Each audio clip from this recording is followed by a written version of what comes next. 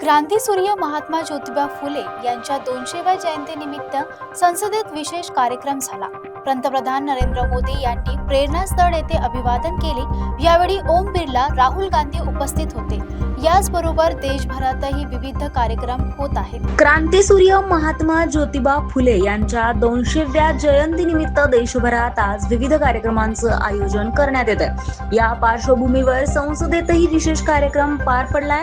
पंतप्रधान नरेंद्र मोदी यांनी संसदेतील प्रेरणास्थळ येथे जाऊन महात्मा फुले यांच्या प्रतिमेला पुष्पहार अर्पण करत अभिवादन केलंय। यावेळी लोकसभा अध्यक्ष ओम बिर्ला, विरोधी पक्षनेते राहुल गांधी आणि केंद्रीय मंत्री अर्जुन राम मेघवाल यांच्यासह अनेक मान्यवर उपस्थित होते।